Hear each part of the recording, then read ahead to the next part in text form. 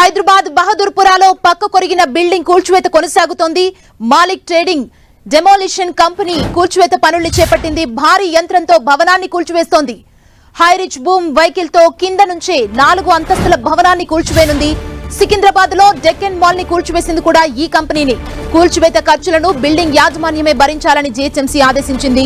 చుట్టూ ఉన్న 7 భవనాల్లోని 30 కుటుంబాలను అధికారులు ఖాళీ చేయించారు. 24 నుంచి 48 గంటల్లో కూల్చివేత పనులు పూర్తయ్యే అవకాశం ఉంది. కూల్చివేతలో మొదటి గంట అత్యంత కీలకం.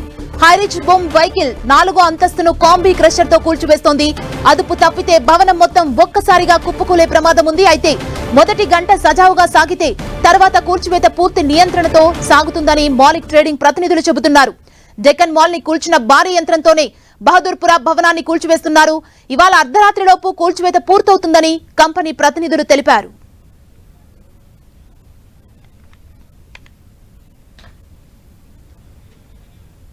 భవనం కూల్చివేతకు సంబంధించి మరిన్ని వివరాలు మా ప్రతినిధి రాముడు అందిస్తారు. బహదూర్పురా వద్ద నిర్మాణంలో ఉన్నటువంటి భవనం వంగిపోవడంతో దాని కూల్చివేత పనులు చేపట్టింది జీహెచ్ఎంసీ. మనం చూస్తున్నాం నిర్మాణం 4 అంతస్తుల నిర్మాణం ఇది. దీన్ని మొత్తం కూడా ఒకవైపు వంగిపోయినటువంటి పరిస్థితి ఉంది. సెల్లార్ మొత్తం కూడా డౌన్ అయ్యి 4 ఫ్లోర్లు అంటే గ్రౌండ్ ఫ్లోర్ భూమికి ఆనుకున్నటువంటి పరిస్థితి ఉంది. దాంతో దాన్ని కూల్చివేస్తున్నారు. జీహెచ్ఎంసీకి సంబంధించినటువంటి టౌన్ ప్లానింగ్ విభాగం పర్యవేక్షణలో ఈ నిర్మాణంని కూల్చివేస్తున్నారు. అయితే ప్రధానంగా హైదరాబాద్ నగరంలో అక్రమ నిర్మాణాల విషయానికి ఇదొక తార్కాణంగా చెప్పవచ్చు. G+2 తీసుకొని G+4 వరకు నిర్మించినా కూడా జీహెచ్ఎంసీ అధికారులు పెద్దగా పట్టించుకోలేదు. దానివల్లే ఈ ప్రమాదం జరిగినట్టుగా మనం చూడొచ్చు. అయితే దీని నిర్మాణంలో సరైనటువంటి పద్ధతిలో ప్రమాణాలు పాటించలేదు అన్నటువంటి మరొక టాక్ కూడా ఉంది. ఆ ప్రమాణాలు పాటించకపోవడం కూడా ఈ నిర్మాణాన్ని ఈ దశకు చేరుకోవడానికి ప్రధాన కారణంగా చెప్పవచ్చు. మనం చూస్తున్నటువంటి ఈ భవనాన్ని ఇప్పుడు హైరీచ్ బూమ్ వెహికల్ ద్వారా దీన్ని కూలుస్తున్నారు.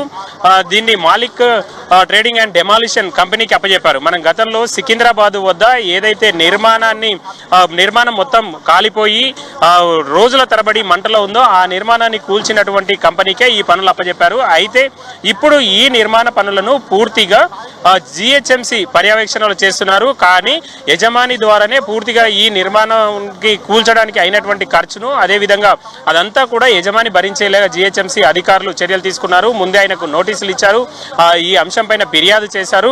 మొత్తం 27 లక్షల రూపాయలకు ఈ కంపెనీకి పనులు అప్పచెప్పినట్టుగా తెలుస్తుంది. మొత్తం ఇప్పటికీ 7 లక్షల రూపాయలు చెల్లించారు. ఈ పనులు జరుగుతున్నటువంటి తరుణంలో మరొక 5 లక్షల రూపాయలు చెల్లించాలి. పనులు మొత్తం పూర్తి 15 లక్షల రూపాయలు చెల్లించాలి. పనులు మొత్తం పూర్తి అయిపోయిన తర్వాత 5 లక్షల రూపాయలు మొత్తం ఈ విధంగా 27 లక్షల రూపాయలను దీన్ని కూల్చడం కోసం ఖర్చు చేయనున్నారు.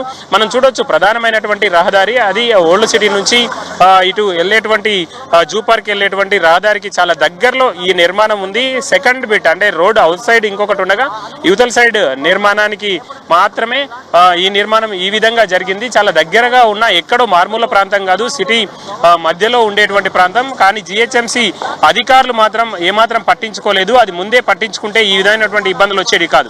ఇక మొదటి నుంచి కూడా దాదాపు నెల రోజుల క్రితం నుంచి ఈ నిర్మాణం పైన స్థానికంగా ఉండేటువంటి వాళ్ళు ఫిర్యాదులు చేస్తున్నారు. చిన్న ఇబ్బందులు వస్తున్నాయని. కానీ అప్పటికి కూడా జీహెచ్ఎంసీ ఎలాంటి చర్యలు తీసుకోలేదు. 4-5 రోజుల ముందు నుంచి మెల్లమెల్లగా ఈ నిర్మాణం వంగుతూ వస్తుంది. దాంతో మరొకసారి జీహెచ్ఎంసీ అధికారులు వచ్చి పర్యవేక్షించారు. కానీ దాన్ని నిలుపుదల చేయడం కోసం అనేక చర్యలు తీసుకున్నారు. స్లాబ్ కింద పడిపోకుండా ఉండేందుకోసం చర్యలు తీసుకున్నప్పటికీ స్లాబ్ కింద అంటే మనం చూస్తున్నటువంటి కింద ఫ్లోర్ ఏదైతే ఉందో ఆ ఫ్లోర్ దగ్గర మనం చూడొచ్చు కొన్ని కట్టెలు, అదేవిధంగా ఇనుప రాడ్లు మనకు కనిపిస్తున్నాయి. ఆ ఇనుప రాడ్లు ఏవైతే ఉన్నాయో వాటన్నింటినీ మొత్తం సపోర్ట్గా పెట్టారు. మొత్తం సెల్లార్ అంతా కూడా సపోర్ట్గా పెట్టారు. కానీ మధ్యలో ఒక మళ్ళీ సంపు కోసం గుంత తీసినట్లుగా తెలుస్తుంది. దాని ద్వారానే భవనంలో కొన్ని కదలికలు వచ్చి ఒక్కసారిగా మొన్న రాత్రి వంగిపోయి ఇటు పడిపోయినటువంటి పరిస్థితి. 3-4 అడుగుల మేర మనం చూస్తున్నటువంటి ఆ పక్క భవనం ఏదైతే ఉందో వైట్ బిల్డింగ్ ఆ పక్కన పృథ్వీ ఆ పక్క భవనాన్ని చూపించేటువంటి ప్రయత్నం చేయి. ఆ పక్క భవనానికి ఆనుకొని నిర్మాణం జరిగింది ఈ బిల్డింగ్.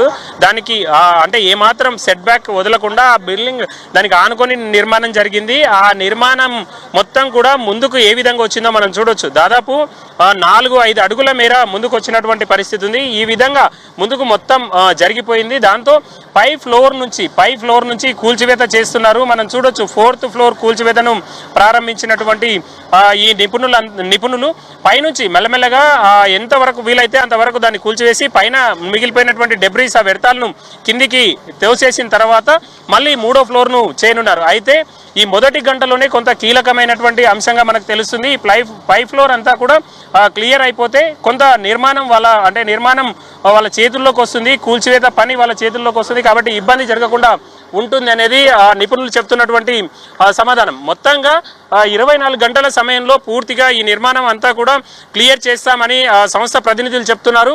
అయితే మరికొంత ఏమైనా అనుకోని సంఘటనలు జరిగితే ఈ పనిలో కొంత సమయం ఎక్కువ పట్టేటువంటి అవకాశం ఉంది.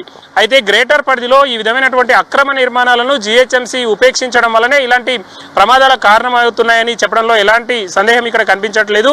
అయితే భవిష్యత్తులో అయినా ఇలాంటి అంశాలపైన ఫోకస్ చేయాల్సినటువంటి అవసరం ఎంతైనా ఉంది. కెమెరా పర్సన్ పృథ్వీతో రాముడు, 10 టీవీ, హైదరాబాద్.